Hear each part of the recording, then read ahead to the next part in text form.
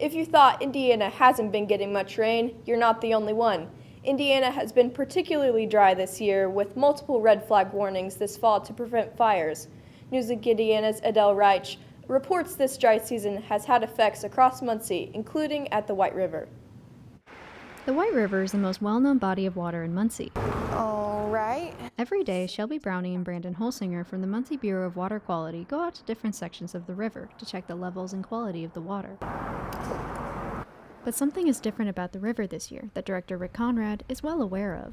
Right now, we are seeing a discharge of about 3.5 million gallons per day, which is incredibly low.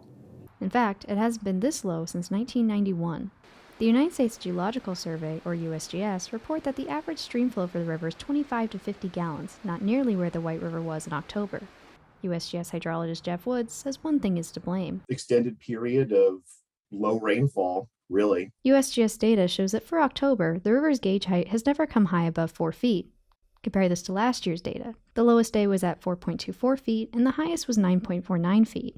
Woods says this is part of a bigger issue. Certainly, we're in kind of a minor to moderate drought situation in general in this part of Indiana. But what happens to the river when it gets this low?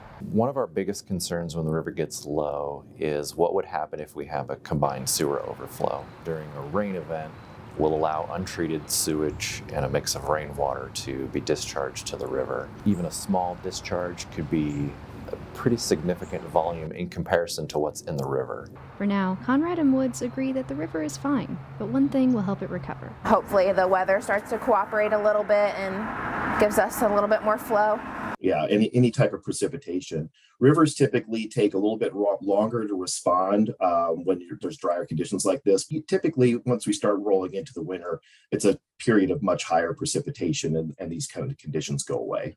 If winter brings higher precipitation, the first ones to know about it will be Shelby Browning and Brandon Holsinger, stopping traffic and watching over the White River. In Muncie, Del Reich, Newsweek, Indiana.